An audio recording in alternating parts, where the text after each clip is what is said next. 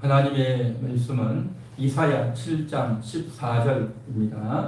다 같이 합독합니다.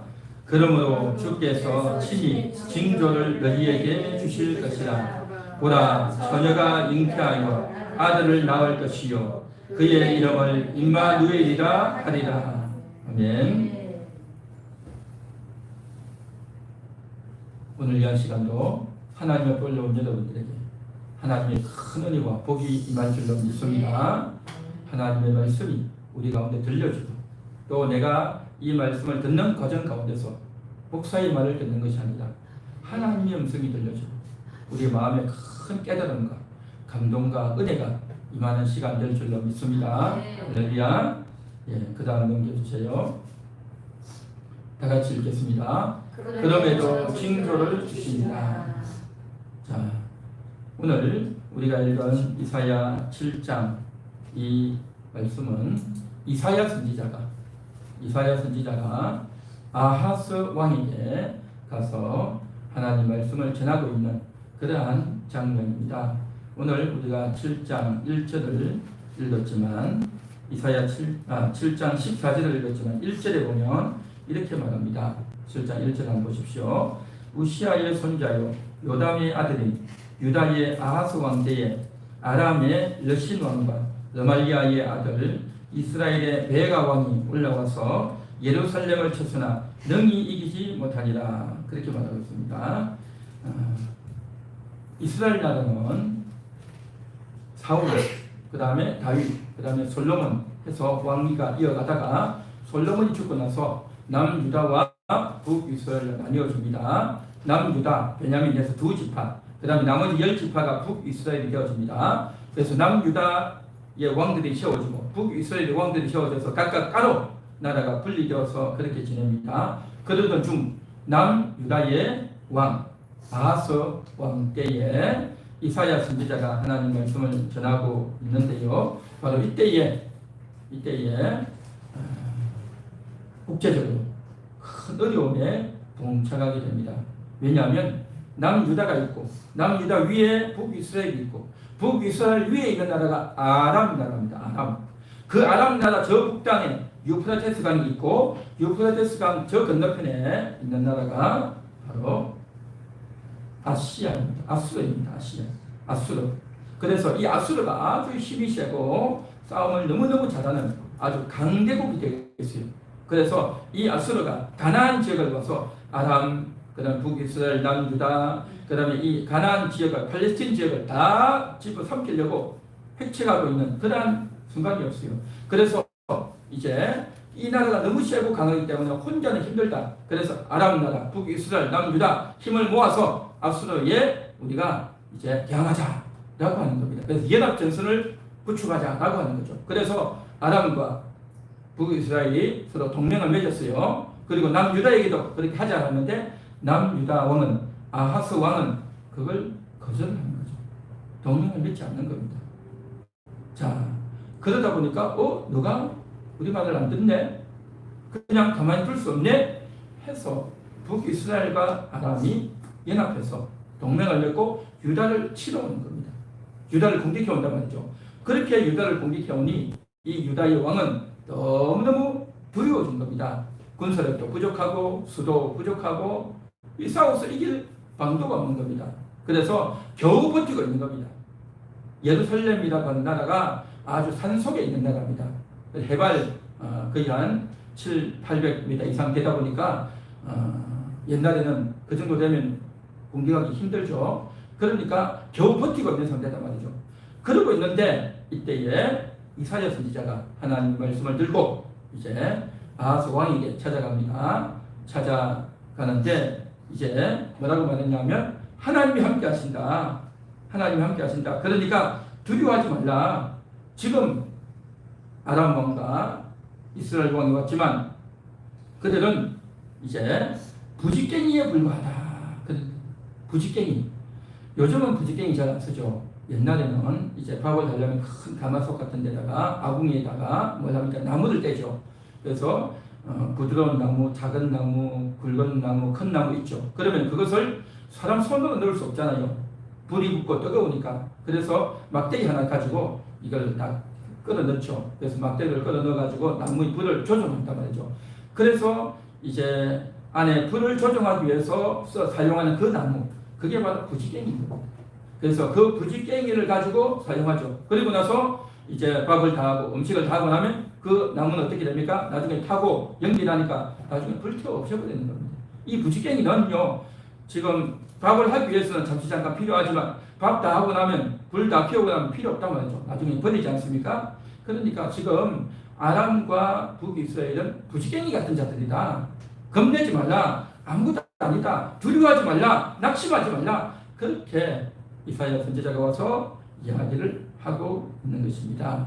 그런데 이 하나님의 선지자가 와서 이런 말씀을 해줬으면 여러분들은 어떻겠습니까?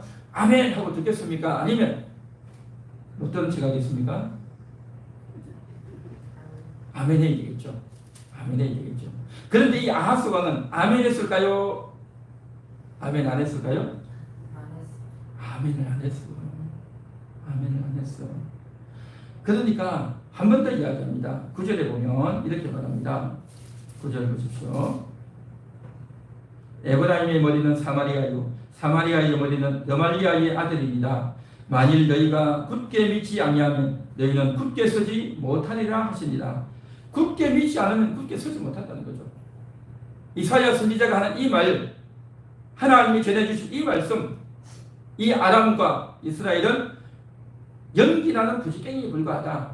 저들을 두려워하지 말라, 낙심하지 말라. 이 말을 듣고 하나님을 믿고 흔들리지 말라. 그래서 확실한 마음을 가지고 이제 담대하게 싸우라 라고 하는 이 말씀을 들어야 되는데, 확실히 믿고 그렇구나, 하나님 함께 하시는구나 라는 생각과 마음을 가지고 두려워하지 말아야 되는데, 아하스는 그렇게 하지를 않았던 거예요. 그렇게 하지 않았어요. 하나님을 믿는 것이 아니라 오히려 이사야 선지자가 전한 이 하나님 말씀을 거부해버리는 거예요. 뭐 그렇게 어디 있어 하고 거부를 한단 말이죠. 그걸 이사야 선지자는 알았죠. 이야기를 하다 보면 상대방이 내 말을 듣는지 안 듣는지 알잖아요. 알았단 말이죠. 그래서 이사야 선지자도 알았고 하나님도 알았고 다 보고 있죠. 그래서 10절 보십시오. 여호와께서 또 아하스에게 말씀하여 이르시되, 11절, 너는 내 하나님 여호와께 한 징조를 구하되. 그렇죠. 징조를 구하는 겁니다. 징조를. 그래서 하나님이 함께해서 너희가 전쟁에 이길 것이라는 것을 믿지 못하겠느냐? 그러면 하나의 징조를 구하라. 그렇게 말하는 겁니다. 자, 이 징조를 구한다는 것이 바로 뭐냐? 하나님을 온전히 믿지 못할 때 하나의 응급조치 같은, 우리가 발이 뛰거나 이제 다치면 어떻게 합니까? 병원에 가기 전까지 당장 지금 몸이 힘들고 위독하기 때문에 이제 응급조치를 하잖아요. 응급조치. 그래서 이 사람의 이제 인공호흡을 하든지, 아니면 그 사람의 빈 발에다가 부목을 설치하든지, 그 사람의 어쨌든 죽지 않도록 응급조치한단 말이죠. 그러나 응급조치는 언제는 치료가 아니죠. 응급조치 빨리 해서 빨리 병원으로 데려가야 되겠죠. 이와 같이 응급처치에 해당하는 것이 바로 뭐냐? 징조인 겁니다. 징조를 보고 그렇구나, 이렇게 되는구나, 그렇게 알다라는 겁니다. 옛날에 기도원이 그런 일이 있었죠. 하나님께서 너는 큰 용사다, 너는 이제 이스라엘 백성들을 이끌고 나가서 전쟁에 나가라 라고 하니까 내가 무슨 용사입니까? 나는 이길 수 없습니다 라고 이야기를 하고 있죠. 아니다, 괜찮다, 두려워 말고 나가라, 그렇게 말하니까 기도원이 그렇게 말합니다. 밤에 이제 나가가지고 이제 큰 마당에 있는데, 그 마당 한가운데 뭐가 있냐면 풀이 있는 거예요. 풀. 잔디가 있어요. 잔디가 있고 바깥에 이게 흙 마당이 있는데, 하나님, 정말 하나님 함께 하시는지 내가 한번 좀 확인해 보고 싶습니다 해가지고, 밤에 이슬이 내리잖아요. 이슬이 내리는데, 오늘 밤에 이슬이 내리되 다른 데는 내리지 않고 잔디가 있는 그 잔디 부분만 이슬이 내리게 해주세요. 그렇게 하는 겁니다. 그렇게 기도하고 이야기했는데, 아니나 다를까 그날 밤에 이슬이 내리는데요, 잔디가 있는 거기만 물이 쫙 내리고 그 잔디 바깥쪽에 있는 맨 땅에는 이슬이 내리지 않는 거예요. 정말 그런 일이 생겼어요. 여러분, 어떻게 이슬이 내리면 거기만 이슬이 내리고 바깥은 이슬이 내려있지 않는 그런 일이 어디 있겠습니까? 다 같이 내리죠. 그러니까 아침에 가서 보니까 잔디를 이제 만져보니까 너무 축축한 겁니다. 이슬이 너무 많이 내려가지고 확실한 겁니다. 그런데 주변은 전혀 이슬이 내리지 않았어요. 이야, 놀랍구나. 그런데요, 기도원이 또 이야기합니다. 하나님, 이번에 제가 한 번 더 해보겠습니다. 어제와 다르게, 어제는 잔디에 이슬이 내리는데 이제는 잔디에는 이슬이 내리지 않고 그 주변에 땅에만 이슬이 내리게 좀 해주세요. 그렇게 말합니다. 그랬는데 정말 아니나 다를까요? 잔디는 아주 깨끗하고 뽀송뽀송하고 물기가 하나도 없고 맨 땅에만 이슬이 쫙 내리는 겁니다. 어떻게 이런 일이 있겠습니까? 그러니까 하나님이 함께한다고 하는 이 사인을 받았단 말이죠. 하나님께 요청하니까 하나님께서 그렇게 되게 했단 말이죠. 그와 같이 아하스 왕 당신도 한번 뭐든지 좋으니 한번 요청해 보시라고 이야기하는 겁니다. 그러니까 얼마나 좋은 기회입니까? 하나님이 나에게 기적을 베풀어 줄 수 있는 놀라운 기회 아니겠습니까? 그래서 이제 우리 집에 예를 들어서 바구니에 이제 큰 항아리에 물이 있는데 이 물이 돈이 되게 해주세요. 예를 들어서 그렇게 했다면 다 됐겠죠. 그렇죠. 하나님 못하실 일이 없으니까 다 되지 않았겠어요? 그런 식으로 했으면 되는데 안 했어요. 안 하고 내가 어떻게 하나님을 시험하겠습니까? 그렇게 이야기하는 겁니다. 하나님을 시험한다는 말이 뭘까요? 하나님을 테스트하는 거죠. 하나님을 시험하고 하나님을 테스트하는 거죠. 그러니까 하나님을 시험하면요 원래 안 되는 거예요. 하나님을 테스트하면 안 되는 거예요. 예를 들어서 이제 아담 하와에게 하나님이 선악과는 먹지 말라고 했죠. 먹으면 반드시 죽는다고 했죠. 그런데도 불구하고 아담 하와가 선악과를 먹지 않습니다. 이게 뭡니까? 하나님을 시험하는 거예요. 이걸 먹으면 정령 죽는다고 했는데 내가 먹어보겠습니다. 내가 먹었는데 안 죽었잖아요. 하고 하나님께 대드는 거예요. 이게 바로 선악과를 먹고 불순종했단 말이죠. 마치 가정에서 이제 보면 아이들이 엄마에게 아빠에게 어떤 애들은 대드는 애들이 있어요. 엄마 아빠를 이겨 먹으려고 하는 애들이 있어요. 눈을 부라리고 싸워서 이기고 말도 안 듣고 고집을 피우는 그런 애들이 있어요. 이게 바로 뭡니까? 대드는 거죠. 시험하는 겁니다. 엄마가 나한테 어떻게 하는지 한번 보자. 아빠가 나한테 어떻게 하는지 한번 보자. 어떻게 할 거야? 라고 하면서 아주 배짱 있게 아주 그냥 대드는 그런 아이들이 있어요. 그건 뭡니까? 부모를 시험하는 거예요. 부모를 시험하는 거고 바로 이와 같이 하나님께 대들고 불순종하고 하나님 살아계십니까? 한번 이거 해보세요. 라는 식으로 덤벼드는 거예요. 이건 굉장히 안 좋은 거예요. 하나님 시험하면 절대 안 되는 겁니다. 자, 그런데 아하스가 그렇게 말하는 거예요. 내가 어떻게 하나님을 시험하겠습니까? 라고 얘기했어요. 원래 하나님 시험하면 안 돼요. 안 되지만 그럼에도 불구하고 아하스에게 어떻게 합니까? 너가 한번 시험해봐라.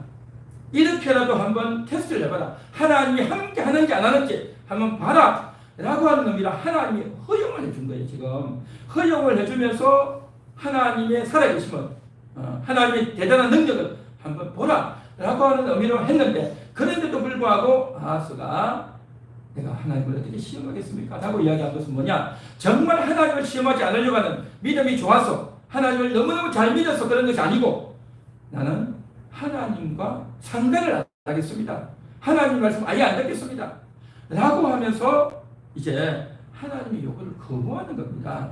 하나님의 요구를 거부한다고 말이죠. 나는 하나님 도움 안 받아도 됩니다. 나는 하나님보다 더 대단하다고 하는 그러한 교만이 그 속에 저기 깔려있는 겁니다. 이거 참 사악한 거죠. 이거 참 악한 거란 말이죠. 그래서 이 아하스 왕은 어떤 생각입니까? 나는 이 정도 가지고 내가 하나님 믿고 하나님 도와주세요. 그렇게 하지 않습니다. 나는 자신 있다. 나는 하나님 안 믿어도 된다. 선지자 말 안 들어도 된다. 나는 하나님 의지하지 않아도 된다. 나는 내 나름의 방식이 있다. 라고 하는 생각이 그 속에 깔려있는 거예요. 이게요, 사람이요. 어떤 사람은 하나님을 믿고 하나님을 의지하고 하나님의 도움을 요청하고 하나님께 기도하지만요. 어떤 사람은요. 콧방귀도 안 껴요. 하나님 한자도 듣기 싫어하고 하나님 말씀 듣지 않으려고 하는 그러한 교만한 자들이요. 있습니다. 그런 자들이 있습니다. 어떤 자는 교회를 와도요. 어떤 자들은 하나님 말씀을 듣고 예배를 드려도요. 그런 거 싫어하는 사람이 있어요. 찰스 다윈이 진화론을 만들죠. 그 찰스 다윈이 바로 그런 자였습니다. 교회를 다니고 신학교까지 다녔던 사람인데 하나님이 어디 있겠어? 하나님이 있으면 세상이 왜 이래? 라고 하면서 결국에는 이 세상이 하나님이 만드셨다고? 그런 게 어디 있어? 하면서 이 세상은 진화됐다 라고 하는 것들을 학술을 만들어가지고 온 세계에 퍼뜨려가지고 오늘날까지도 그 찰스 다윈의 진화론이 많은 사람들의 눈과 귀를 멀게 하고 있는 겁니다. 하나님에 대한 교만이 그 속에 가득 들어있기 때문인 거죠. 이 아하스 왕은 나름대로 보관이 있었어요. 자기의 생각은 뭐냐? 지금 아람과 이스라엘이 쳐들어와서 아수르하고 지금 싸우자. 그 아수르에 우리가 밝혀 죽을 수 없지 않느냐라고 말을 하지만 이 아하스의 보관은 뭐냐? 오히려 그 아수르 나라하고 동맹을 맺기를 원하는 거예요. 그 아수르 나라가 아주 강한 나라고 힘이 센 나라니까 그 나라하고 힘을 합치면 이 북이스라엘 아람을 이길 수 있을 거다. 그런 생각을 하는 겁니다. 그런 생각. 왜 아수르에 반기를 하냐? 우리는 아수르와 하나 되기를 원한다.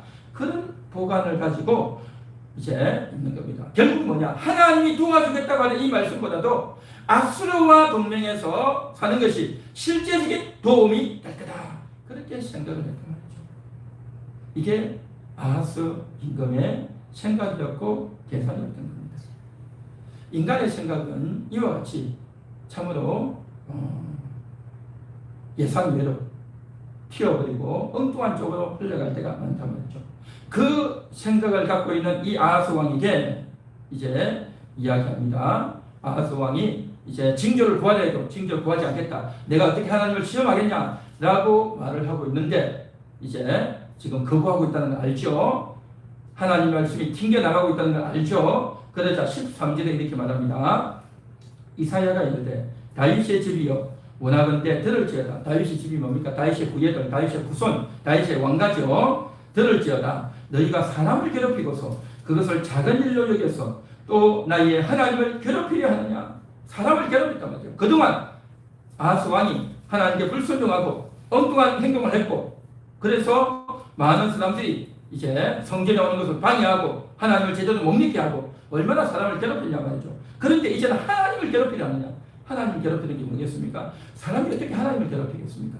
사람이 하나님과 싸워서 이길 수 있습니까? 하나님에게 조금이라도 상처를 주고 고통을 줄 수 있습니까? 전혀 그럴 수 없어요. 어떤 영향도 미칠 수 없어요, 인간은. 그런데 어떻게 하나님을 괴롭힌다고 말합니까?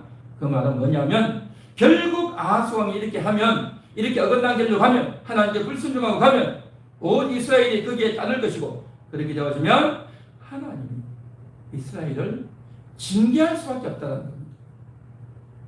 하나님이 이스라엘을 징계한다는 거죠. 징계가 뭡니까? 전쟁이 일어나고 많은 사람들이 다치고 죽고 기근이 일어나고 병이 들고 그러면 어떻게 됩니까? 많은 사람들이 죽고 다치고 큰 고통 가운데 태어난다. 하나님 백성들이 그러한 고통과 어려움 가운데 가는 걸 결코 원치 않으셔요.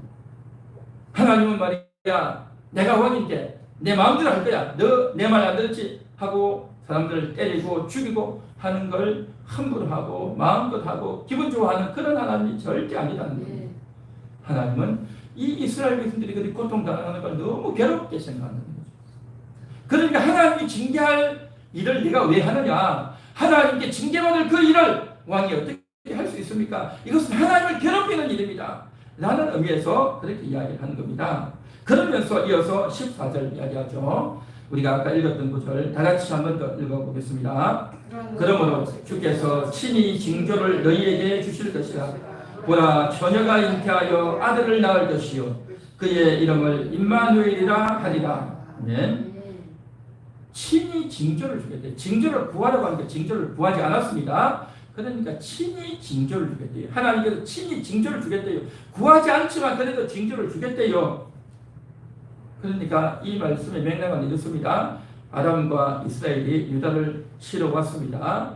그래서 저들에게 굉장히 약해서 마음이 한없이 흔들리고 두려워하고 겁을 내고 있어요. 그러니까 하나님 말씀을 믿고 두려워하지 마세요. 저들은 아무것도 아닙니다. 라고 이야기해도 그 말을 듣지 않습니다. 그러니까 징조를 구해보세요 하니까 징조도 구하지 않습니다. 그러니까 이제 세 번째 이어서 이야기합니다.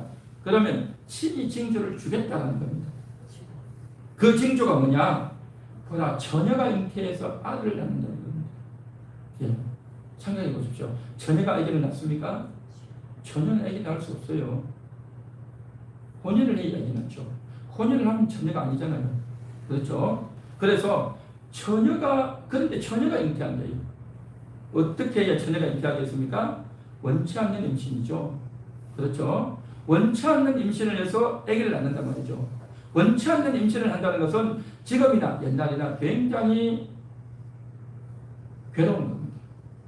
굉장히 기분 나쁜 겁니다. 굉장히 속상한 겁니다. 있어서는 안 될 일이란 말이죠. 자, 그런데도 불구하고 처녀가 잉태한다는 겁니다. 어떤 처녀가 잉태한대? 그 처녀가 누구냐? 그 처녀는 왕이 모르는 사람이 아니에요. 왕이 알 수 없는 여자가 아니에요. 왕이 다 아는 여자예요.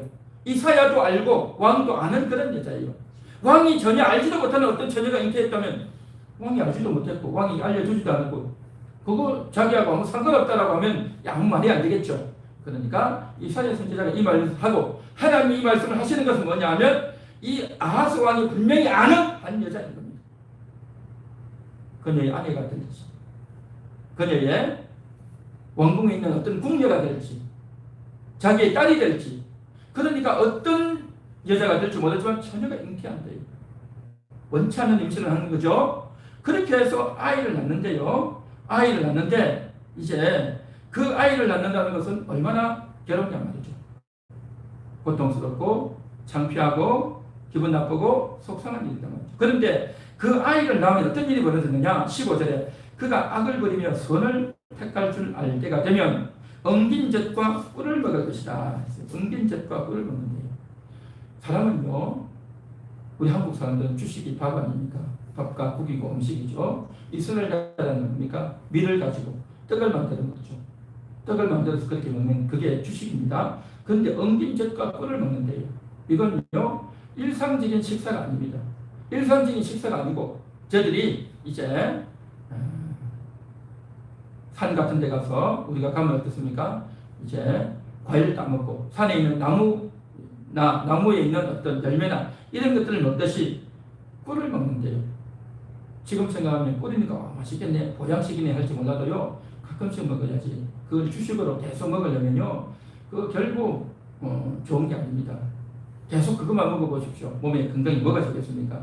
그러니까 엉킨 젖과 꿀을 먹을 정도로 경제가 나라의 상황이 굉장히 어려워지는 겁니다. 저들은 농사를 짓고 또 여러 가지 농사를 통해서 그 농산물을 곡물을 먹고 사는 이스라엘 백성인데 그것을 먹는 것이 아니라 엉긴 젖이란 말이죠. 젖 뭡니까? 양을 치니까 목욕을 하니까 젖을 먹겠죠. 그런데 그걸 케어하고 관리할 수 없습니다. 젖이 굳어가지고 엉켜버린다는 거죠.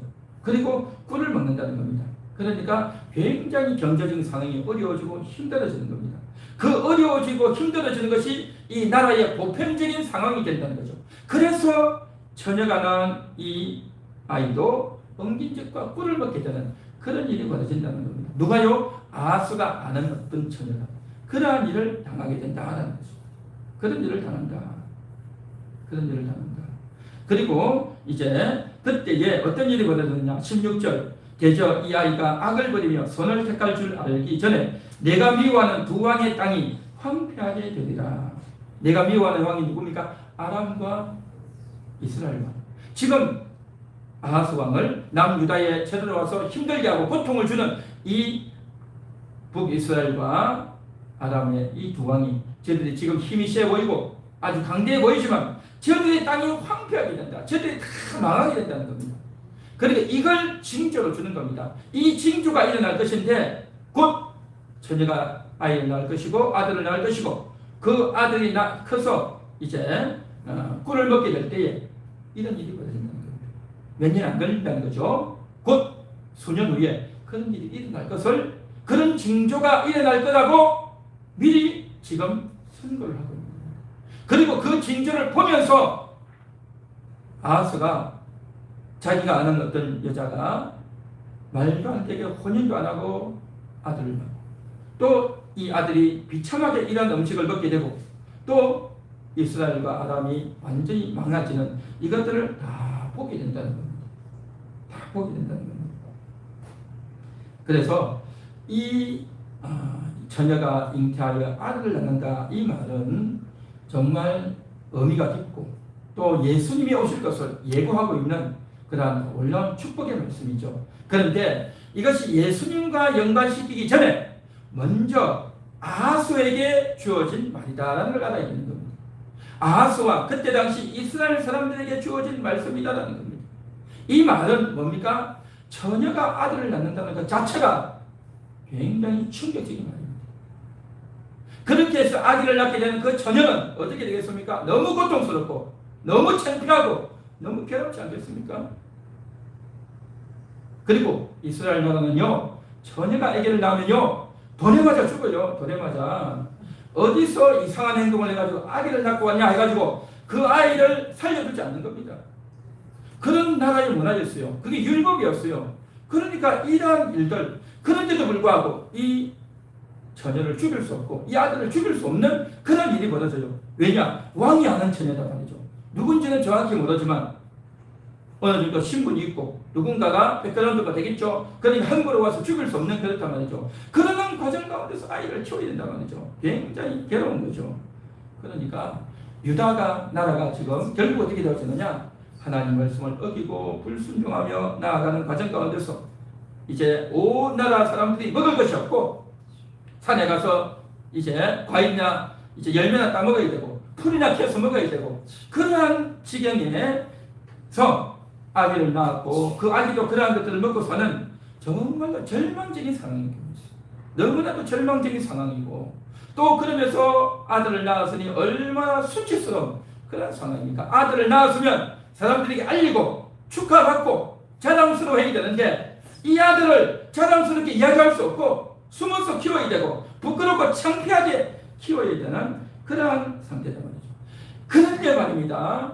그렇게 해서 아들을 낳는데 그 아들의 이름이 뭐냐? 임마누엘이 된대. 임마누엘. 임마누엘이 뭡니까? 하나님이 우리와 함께 하신다는 것이 임마누엘이다 말이죠. 지금 이 여자는요 너무나도 경제가 엉망이 돼가지고 먹을 것도 너무나도 어려운 상황에다가 낭망스러운 상황에다가 아들까지 낳았으니 뭐가 자랑스럽겠습니까?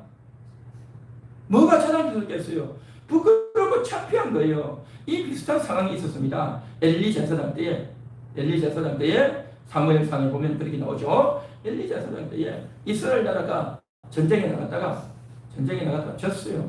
블레셋과 전쟁을 해서 졌어요. 그 전쟁에 나갔다가 엘리 제사장, 그 제사장의 대제사장의 아들 홈리와 비드아스까지도 전쟁에 나가 다 죽어버렸어요. 그리고 그 소식을 듣는 순간 전쟁에서 졌습니다 하는 그 말을 듣는 순간 엘리도 죽는 겁니다. 의자에 앉아서 흔들흔들 끄떡끄떡 앉아있다가 전쟁에서 졌습니다. 법궤도 빼앗겼습니다 하는 말을 듣고 깜짝 놀라가지고 떨어져가지고 목이 부러져 죽고 맙니다. 그리고 그때 당시 엘리의 며느리가 이제 아들을 임신했었는데 아들을 출산했는데 그 며느리가 아들을 낳고 나서 뭐라고 말했냐? 이가봇이라고 이름을 지었어요. 이가봇이 뭐냐면 하나님의 영광이 떠났다 그런 뜻이에요. 하나님의 영광이 떠났다. 이건 굉장히 충격적인 이름입니다. 이가봇이라고 이름을 짓는 거예요. 그렇게 되어질 정도로 너무나도 충격적이고 고통스럽고 창피한 이름을 이가봇으로 지었단 말이죠. 마찬가지로 이 여자도 임마누엘이라고 하나님이 우리와 함께 하신다는 이 이름을 짓는 거예요. 이게 하나님이 함께 하신다는 이름 자체는 너무나도 좋은 거죠. 너무 영광스러운 이름이죠. 그러나 이 여자의 상황은요 영광스러운 상황이 아니에요. 너무나도 부끄러운 거예요. 너무나도 고통스럽고 너무나도 절망적인 상황이다 말이죠. 그런 상황에서 임마누엘이라고 이름을 지어야 된단 말이죠.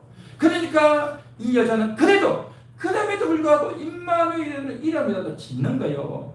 그럼에도 불구하고 임마누엘, 그럼에도 불구하고 하나님이 함께 하십니다. 그렇게 이름을 짓는 이 일이 벌어진다라고 지금 이사야 선지자가 예고하고 있는 겁니다. 이사야 아하스 왕은 하나님을 믿지 못했고 징조도 구하지 않고 하나님을 거역하고 하나님 말씀을 전혀 듣지 않았지만 그럼에도 불구하고 그가 한 처녀를 통해서 씨를 부어주시고 임마누엘이 임할 것이다 라고 예고를 해주고 있다는 것입니다. 사랑하는 여러분, 우리 인생은요 다 이와 같은 자들입니다. 우리 인생은 다 이와 같은 자들입니다. 하나님을 믿지 않고 하나님을 믿는 것 같아도 하나님 앞에 와서 예배를 드리는 것 같아도 정말 가장 결정적인 순간에 가장 중요한 순간에 하나님을 의지하고 하나님을 믿고 하나님의 약속을 믿고 하나님께 기도하고 나가야 되는데도 불구하고 여전히 세상을 의지하고 겉으로는 하나님 믿어야죠 하나님께 기도해야죠 라고 하면서 실제적으로 기도해야 될 그 순간에는 기도하지 않고 하나님을 외면하고 그렇게 산단 말이죠. 이 아하스 정말 뼈지죠. 하나님을 거역하고 하나님을 안 믿는 자단 말이죠. 그러한 이 아하스에게 그럼에도 불구하고 징조를 주면서 임마누엘을 한 겁니다.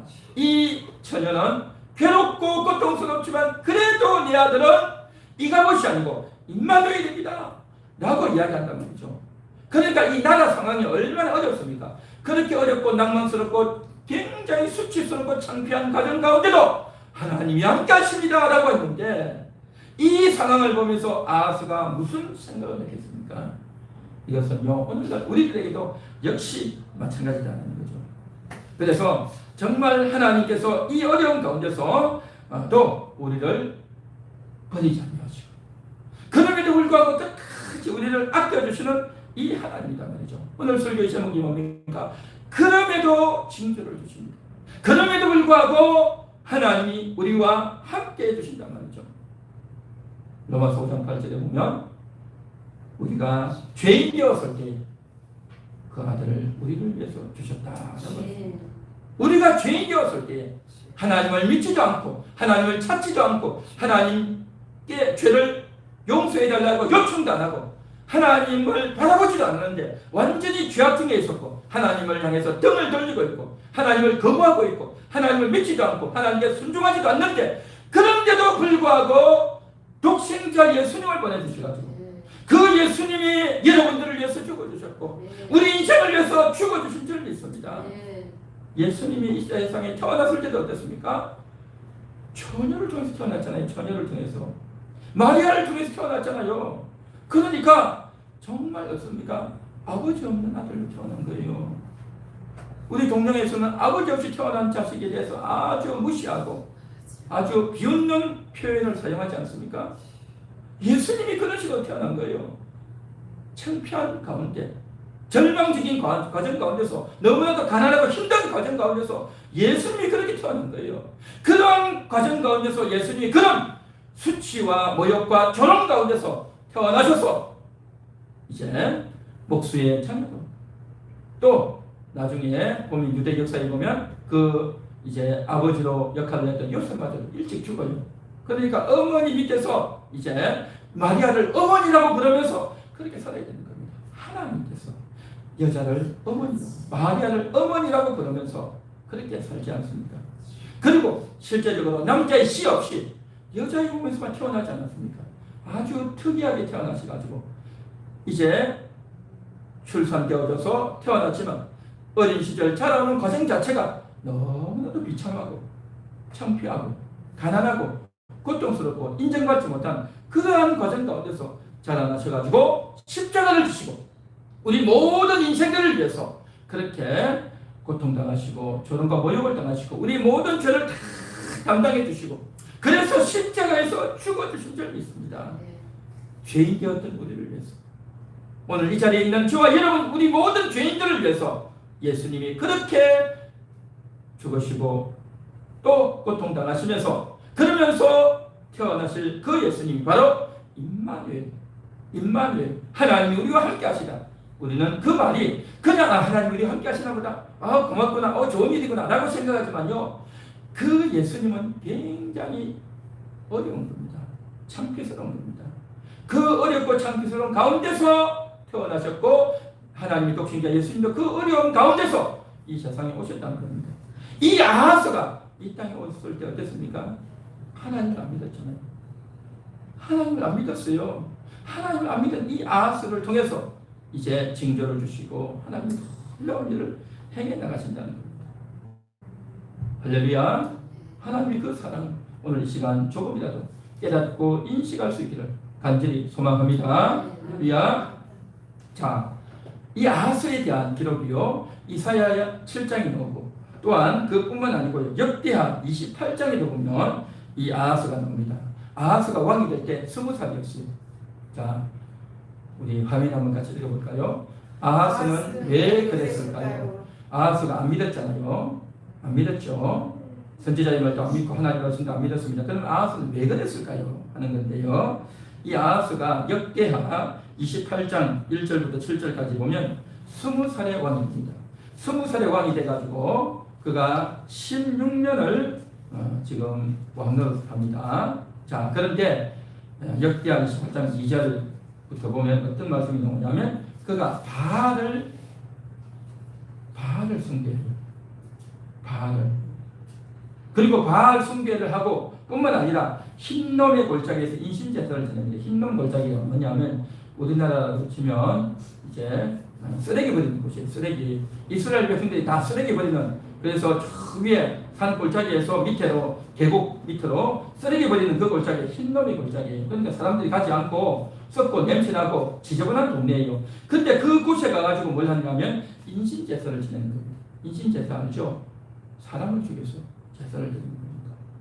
자기 아들을 잡아서 신에게 제사를 드리는 겁니다. 이게 바로 뭐냐? 암몬, 모압 이런 데서 드리는 제사입니다. 이것은 굉장히 가증한 것이기 때문에 절대 그렇게 하지 말라고 했어요. 인신제사는 절대 있으면 안 돼요.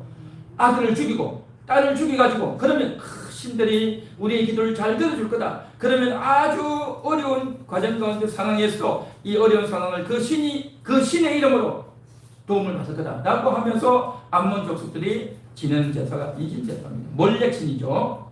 그런데 이건 절대 하면 안 돼요. 그런데 해서는 안 되는 이것을 아하스 왕이 했어요. 우상을 숭배하고 몰렉신을 숭배하고 심지어는 자기 아들까지도 그렇게 인신제사를 드린단 말이죠. 28장 5절에 보면 그래서 결국 아람 왕의 손에 넘기는 겁니다. 왜 아람이 와서 쳐들어오느냐? 그냥 쳐들어오는 것이 아니라 저들은 자기 이유를 가지고 오지만 결국에는 뭡니까? 하나님 말씀에 불순종하고 우상을 숭배하고 못된 짓, 가증한 짓을 하기 때문에 그것을 막고 끊으려고 하나님께서 징계하시는 겁니다. 그래서 아람 왕이 손에 넘기셔서 아람과 이스라엘이 쳐들어왔단 말이죠. 그렇게 쳐들어왔는데, 그런데요, 역대하에 보면 좀 더 자세히 나오죠. 쳐들어왔는데 첫 번째는 어떻게 되었느냐? 이게 내용의 스토리가 이렇게 되었습니다. 이사야서 11기와 이 역대하를 좀 정리하면 이렇습니다. 처음에는 이제 아람과 이스라엘이 연합으로 쳐들어와요. 그리고 나서 저들이 곧 돌아갑니다. 저들이 아무것도 아니다. 유인기라는 부지깽이에 불과하다 했죠. 그래서 곧 돌아가요. 실제 전쟁에서 돌아가고, 그리고 나서 다시 쳐들어와요. 다시 쳐들어오는데 그때는 누가 오느냐? 연합에서 오는 것이 아니라 바로 아람 나라가 쳐들어와요.